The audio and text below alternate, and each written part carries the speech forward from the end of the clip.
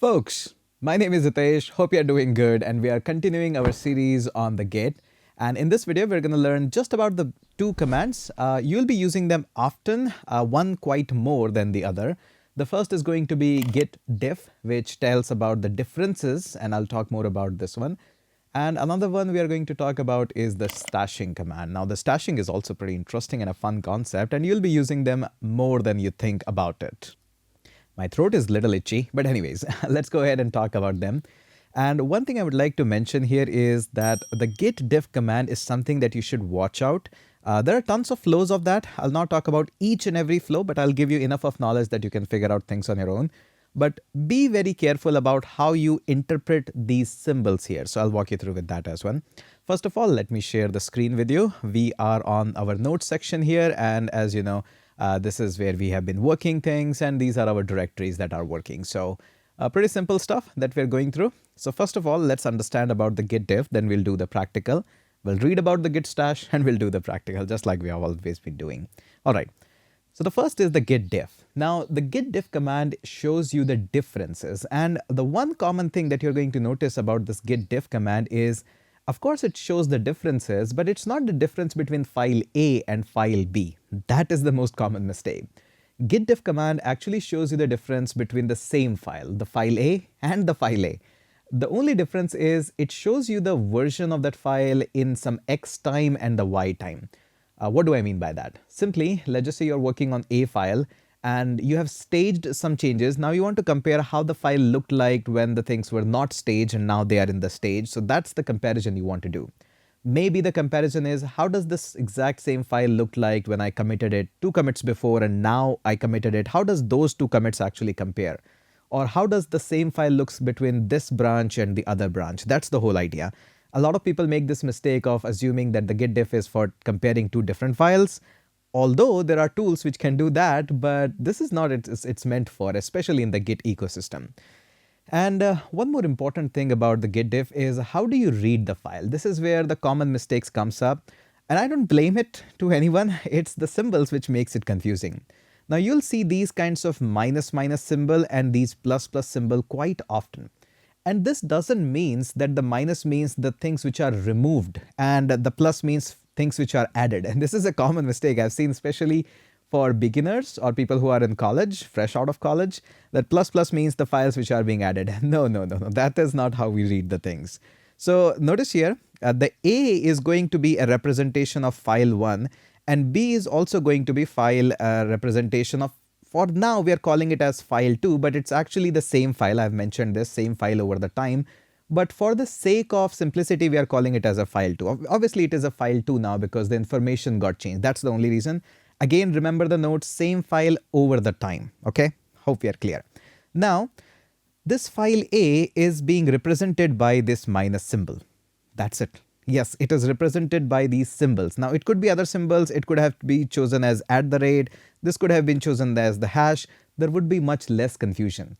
But what can we say? This is the chosen one by the creator of the Git. We cannot say anything to him. He's legendary programmer. So somehow he decided that for the file 1, I'll choose the minus minus symbol, and file 2, I'll say plus plus symbol. And I'll show you when we run the command, we can sometimes actually interchange the branches. So this is branch A, this is branch B, and sometimes when we interchange that, these symbols get interchanged. So never assume them that these are for removing the code and these are for the adding the code. No, it doesn't work like that. So change in line and the little preview of it, we are going to see that how to read these things. Pretty easy, pretty fun to watch around. So we're going to go ahead and now do these things in a practical way. I think that would be much more fun. All right. So what's our situation right now? I would love to see by running the git status, and we have nothing to commit. We are on master branch. Now you can actually see the whole message and can understand it. And our working tree is clean. There is nothing which is changed and should be moved to the stage. So now you are actually able to understand this whole thing much, much better. And all these things are pretty good. I love these blocks here, by the way. You can copy and paste. I can actually copy the entire thing and can make a documentation out of it. That's fun. Anyways, so let's go ahead and change the index file and see what things happen. So we can see there is a lot of empty spaces here. So I'm going to go ahead and remove these empty spaces. All right. And let's add something here. So what should we add? Nav bar at the top. That would be fun. Let's go ahead. I would love to add nav bar. My keyboard is a little far away because the iPad is taking a lot of space here. I would love to add nav bar here, and that's it. And probably I'll just go ahead and say look good as project. Look good project. So this is the thing that I have added now, and obviously when I go ahead and check the git status again, it says, hey, there is one file which is being modified. So what we'd love to do is we would love to add this file to the staging area. So the easiest thing is let's just go ahead and add the index.html. There we go. Now if I go ahead and check the status again, we have something in the staging area and something outside as well, which is not being changed. Now this is exactly the place where you can run the command of the git diff. First of all, let's go ahead and run the git diff command and see what happens when I run it in this exact mode. Nothing happens. That's exactly how it is actually intended to work on with this, because hey, this is really basic command, and on its own, it doesn't do much on its own that, hey, what should I do or something like that. Now what happens is when you provide some of the options to show your intention, what I really want to do. So for example, if I go ahead and let's just see, the command line is suggesting us that, hey, just run this file and see what happens. When I go ahead and do this, it does nothing, obviously. But there are options, my bad. There are options, like I can go ahead and say, I want to learn about the staged. That's the option, which is the first useful option. If I go ahead and use this, there is a way how we should learn to read this message, how it goes on. Let's go ahead and work on with this. First of all, dash staged, obviously I want to compare the file which is in the current stage as well as in the stage stage. So there are two versions of the same file. If there are multiple files, obviously it will show us the multiple blocks of output for that. So don't just assume that we can only check the output and the differences between the one file. You can check with hundreds of files, and even in the production, everybody does that. Now it says that, hey, this is a git diff which is checking between a file A and file B. File A is also index.html and file B is also index.html, and it's always going to be the case. Now there's also an indexing being given between the two commits and some messages around here. Don't want to go into too much of depth of it. Yes, this is also a file code that Git actually keeps it for themselves, even without staging, but let's not go into the file code as of now. Now the next thing is this minus minus minus represents the file A, and the plus plus plus represents the file B. This doesn't mean that this is code removed or this is code being added. The negative assumes that this is file before staging and this is after staging. So this says that before it looked like this. There was a lot of negative spaces or just the spaces, and it said looks good as a project. But as you moved on to the staging area, you have changed this, and this is the newer code or the newer version of the file that we have. I would love to add navbar and looks good project. So this is what we have done. Now just to show you that we can do a little bit more is let's go ahead and change the footer as well to see that how things actually looks. So nice footer 2024. I don't like it. Probably add some awesome footer here. That would be a better message. Now let's go ahead and stage this one as well. So staging is pretty simple. We go ahead and say this time we want to add a footer to the staging area. And if I go ahead and check the git staging, git status, two files are being added. Now let's go ahead and check out the git diff as well. And only option I'm providing here is dash dash staged. Okay, let's see. Now we have a little bit of a different syntax. And again, notice here the colon. So it's opening this up whole thing in the Vim mode. Don't worry, I'll show you how to get out of the Vim. You'll not be forever stuck into this one. But if you notice this, same thing happens. Now we are comparing the footer file here, and here we are comparing the index file. So we are comparing always the same file, but in the different time zone. Not time zone exactly, but in the different time itself. How it looked like previously and how it looked like after the staging. And it looks good, and there we go, we can see, and it never shows you the whole file itself. It just shows you some of the glimpse of it. And yes, there are tools around it, some GUI tools like Gitkraken and a lot of others, which actually shows you much more information than this. So notice here in the footer, this was the file before, and this is the file now. And this is how it looks like. So there we go, we can see that no new line at the end of the file. And there we go, we can see the index file here, which has some of the looks good and all these things. And you can actually go ahead into the full mode of the Vim, but right now I'll just press Q to exit it, that hey, I'm okay, I'm fine by looking at it. By the way, GitHub shows you entire long documentation of seeing this. Now, apart from this, now I would like to make a commit. So let's go ahead and make a commit. There we go. And what we're going to do is, let's say commit messages changed, change index and footer. Not really a good message, but I'll just go with that. So we're going to go ahead and add this one. And now let's just for a moment, I want to see the git log, but one line logs. Now we are head is pointing towards this one and we have this merge branch. And exactly like this, you can actually check out the different merge options. If you want to check out between the different commit IDs, you can go ahead and do that. Let's go ahead and see what happened between this commit ID and this commit ID. Let's see what happened there. It's a little bit difficult to actually use that, but not in my case. I'm using a nice terminal here, so I can copy paste the things. All you have to do is copy this, paste it up here, then a space, and then we're going to paste this one so that we can go ahead and check this out. Now you do this, so you get the entire thing again that, hey, nice footer was previously in the previous commit ID. Now this was in this commit ID. And things looks good. Again, I can press Q and get the exit. So you get the idea how this is being done. You will see another kind of a thing with the exact same commit IDs or maybe different branch name also. You just remove the space, you put 2 dots, common scenario, alternative way of how it's being done. Gives you the exact same result, but you'll see that a lot of people use that. So that's the fun part as well. Now, similar to this, you can use the branches as well. I'll not show you that. I'll leave that as a simple exercise for you to do, but pretty simple. So all we can do is simply have to say git and then diff, and then we can go ahead and say branch 1, probably that's it, dot dot, and then we can use branch 2. And again, dot dot is pretty safest of the feature because it actually is a previous compatible as well. The space one is the newest one. So maybe you're working in some scenario where the space one doesn't work. Now you know you can use the dots as well.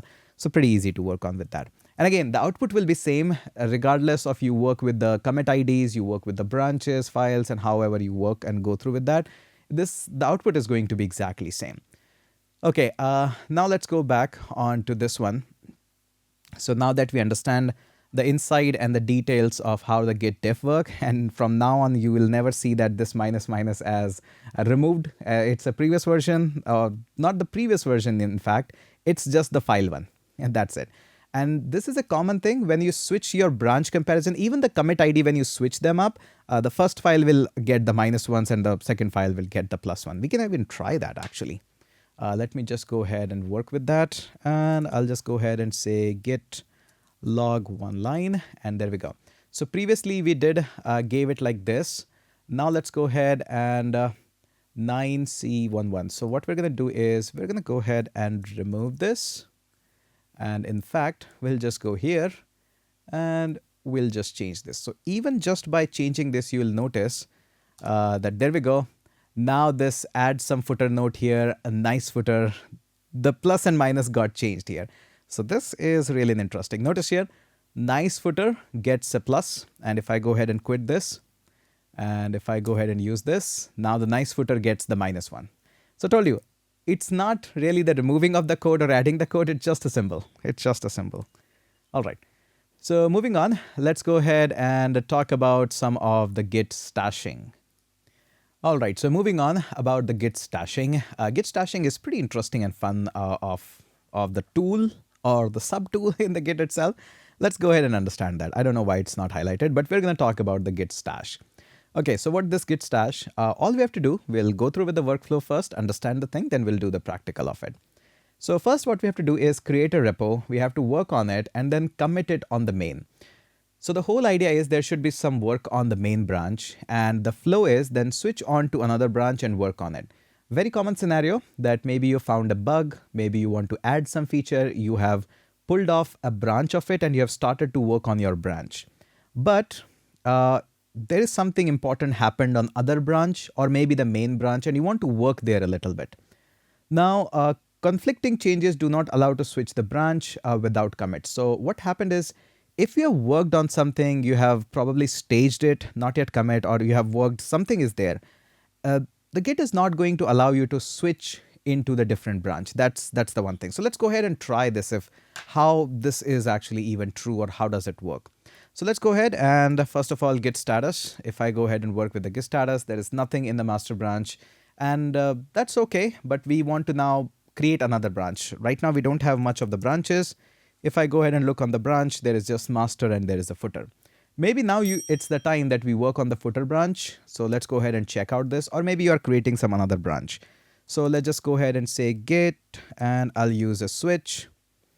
And you can, by the way, pass an option of -c, and let's just say you're working on some bugs. So we are going to call this one as bug fix, a very common scenario. Now this has created a new branch as well as moved you onto this new branch, shortcut command. So we're going to go ahead and check out the git branch. Notice we are on the bug fix. So you're on the bug fix and you realize there was a pretty nasty bug in the footer, index, navbar, wherever you like. This was the bug. So I went up and I'm fixing, trying to fix this bug. Okay, we are still in the mid of the fixing the bug. We haven't fixed it. So that's our situation right now. If I go ahead and check out the git status, here there are some files which are not being staged or something, but your colleague says, hey, you know what, I need your help on some another branch. Can you please come to the footer branch and just add this or check this or just add this one line here? And you says, yeah, of course I can go ahead and do that. So I'm going to go ahead and say, hey, I'm going to go ahead and say git switch, and not C, but I would love to switch on to branch footer. There we go. Oh, it says your local changes to the following files would be overwritten. Please commit your changes or stash them. So now it's talking about the stash before you switch the branch, aborting. So where I am right now, let's just go ahead and check this with the git branch. I'm still on the bug fix. I haven't moved on the footer, and I'm not able to change this. So that's what this note actually says, that if there is any change which is not even being staged and you have worked on something in your branch, obviously you have moved some file, you have changes, and you haven't committed them, you haven't staged them, so how can you move on to the different branch? This is where exactly the stash comes in, and even Git actually gave you a message, suggestive message, then you can use the git stash and you can switch between the branch. And by the way, there are a couple of other use cases and even complex commands of the git stashing, which a lot of people uses. I'll walk you through with them. But majority of the time, you'll be just using these two commands, which is git stash and git stash pop. Let's see how they work. And I'll show you some of the complex commands as well, that how you can just go ahead and work with that. Let's go ahead into this one. So now I can run the command git stash. There we go.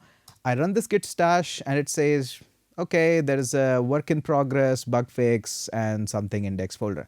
Now, can I change my branch now? That's the most important question. So if I go ahead and say git switch footer, if I go ahead and says, hey, you switched to the footer branch.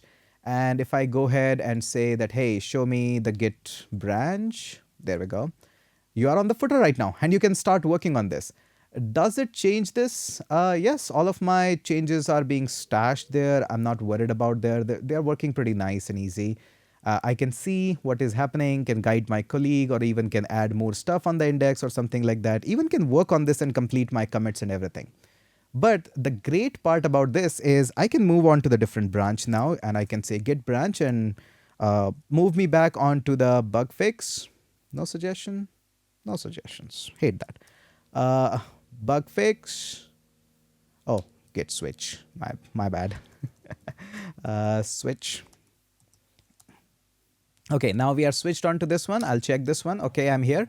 But what about my changes? My changes are still not here, because I have stashed those changes. Stash is like a temporary shelf where you can keep your code, go back, move around, come back here, but you have to bring things back from the shelf here. And how do we do that? Pretty easy. Let me show you. It's just this command git stash pop. That's it. And that's the command. Git stash, and all you have to say is pop. Now you have this, so pop. So there we go. We are having this stuff back up here. Pretty nice and easy, but let's just say I've worked on it more, worked and fixed the bug, something like that. So there we go. We still are again onto the position where we haven't committed this. Now you know you cannot change the branch.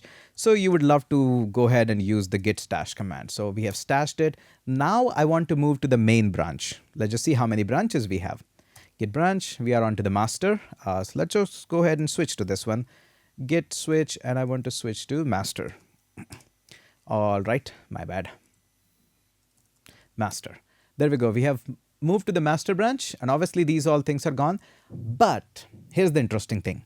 I know I have stashed some changes onto the bug fix branch, but can I actually pop those stash onto other branches? That's interesting. Let's go ahead and try this out. I'm going to go ahead and say git stash, and I'll just do a pop.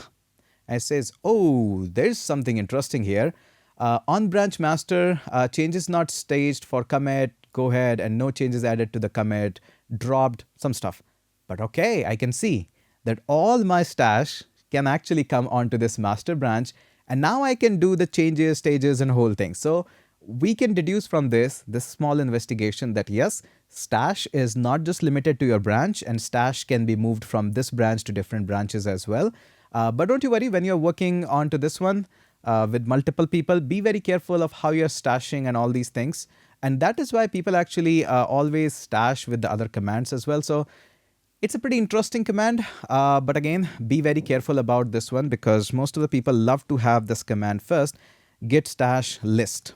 So once you do this, so for example, if I go ahead and again do a git stash, it stashes all the changes, but if I do a git stash list, now it gives me a list that this is a stash which is one, which is work in progress on master branch. So don't just go ahead and dump the stash unless until you are working on the branch, because stashing can be a little bit tricky to work on with. So always be careful, just run the command git stash list and only stash or dump the stash which you really want to work with that. So for example, here in this case, I can just go ahead and run the command git stash apply, and then mention the stash, whatever the stash is. For example, if your in case is the stash 0 like this, or if you have the first one for yourself, second, third, whatever that is, you get the idea that how these things actually work. All right, so now that you know about the caveats of how the stashing and all these things work, I would love to give you a couple of more commands and all these things. Make sure you're looking up for is also a couple of commands like git stash list and git stash apply and the stash name entirely with the curly braces and 1 to whatever the number is. And most of the time, whatever and wherever you are working on, stash is something which is meant to be very, very temporarily. Maybe you want to just put your changes for a moment and then want to go some another branch, check these things, copy some code or somewhere and just move back onto your branch. This is entirely meant for a temporary purpose. You should not be relied on it too heavy. And even if you're working with the many people in a big company, these stashes should be used very, very carefully. So that's the whole idea. Now let me show you a couple of more commands, and I'm pretty sure you can do some exercise on it, and we'll talk about this one. So what you can do is, so far we have used the command of checkout. I'll show you the demo of this one, and this checkout actually goes ahead and we have used it for the branching checkout from git checkout branch, master, git checkout to footer and all these things. But it can also be used for checking out how the things looks like before the commits and all these things. You can provide the hash, or you can use the symbol of head, and this tilde means I want to go 2 commits back. So this 2 here represents, look at the 2 commit prior to this one. I'll show you this one as well. And by the way, you can restore any file as well. The restore command is also pretty interesting. Go ahead, try this out. And you can restore the file back to its the last commit only, not the, like you cannot go forever. You can check with the checkout command that how files look like, but you can only restore till the one last command. Now let's go ahead and see how the checkout looks like and see how things actually work. So for this, obviously we need to have a git log. So let's go with that. Now somehow I want to move how the things look like onto this particular commit. So all you have to do is just run the command git checkout, and instead of giving this as a master or branch name, give the commit ID. And again, you don't need to give the entire long commit ID. This one works like 99.99% of the cases. I'm not sure about one edge case there, but it works like that. So I can go ahead and work with that git checkout and just work like this. And notice here what says the head is now at this position. So I told you this whole thing that we have in the git, this is something which has to point somewhere, this head. And usually this points towards at the very tip of wherever you are working right now, but we have explicitly asked it to move back somewhere. So that's where the head is. And during that time, when we worked on this, there was no navbar, there was no footer file, and this is how our file looked like. So I can go back, jump into the time and check out any point of the time. But the point is, how do I go back? That's the main interesting part. So do I have to git log again? Because hi, there is a head hero section here. How do I retrieve back? So let's go ahead and try this. Can I go ahead and use this git checkout head? Let's see what happened here. Oh, this doesn't go back. So what can I do to go back if I have checked out onto the previous branches? Now moving back is a little bit tricky, not really complex, but there are a couple of ways how you can go back. And let me show you what are these ways actually. The easiest one that you're going to find is, where am I writing? Is simply go ahead and say git checkout, and instead of saying head or something like that, you just go ahead and say I want to go back to the main branch, or in this case the master. That's one thing. I can go ahead and do this. You have switched to the master and all of this, and we can see once you mention the name of the branch, it moves you back onto wherever you were. In case you forget this, what you can do is there is also one command which is rarely used in the any flow, is simply say git reflog. What does this command does? Reflog actually moves you back onto where you were previously. It just moves your head back to wherever you were. So in case you forgot from where you came in or something, you can use this, but rarely being used. Rarely somebody just check out and then just like it's everybody's flow that instead of mentioning the exact thing or something, we just mention the branch name. This is a common flow. But yes, again, there are many ways of how you can go back. So you get the idea of now you can check this out any point of time. That I want to go head should be now on 2 commits back or 1 commits back. Let's just say we want to move it here. So this is 2 commits back. So we can go ahead and say git checkout, and we want to point the head, and we can use tilde and move it to 2 back, and there we go. So we have now head is now at CB9E. Where is CB9E? And we are here, CB9E. So oops, we are 1 and 2, and it moves it here, CB9E. So be very careful where it's moving, and be cautious about it. So that's all I'm saying. So there we go. This is how it was looking like. And again, my usual flow is just go ahead and say git checkout and then move to master. So that's it. That's usually what I do. But again, it's up to you. You want to use reflog, you want to go with that. Totally on you. Totally on you. All right. So a couple of more commands. So again, we have worked on with the git checkout, and we can use the hash. We can actually go ahead and use the head command. We can use the specific commit ID to move there, whichever suits you, whichever works for you. And even we little bit talk about the reflog as well. So go ahead and work with that in case you want to with that. It's a pretty easy command. So that's it for this video. I hope you have enjoyed this one. So if you're enjoying these, please do let me know in the comment section. Tweet out about the series, because your tweets, your share on the LinkedIn, this is the only thing which keeps me going. This is my motivation, and I would love to get some more motivation at this point of time. That's it for this video. Let's catch up in the next one.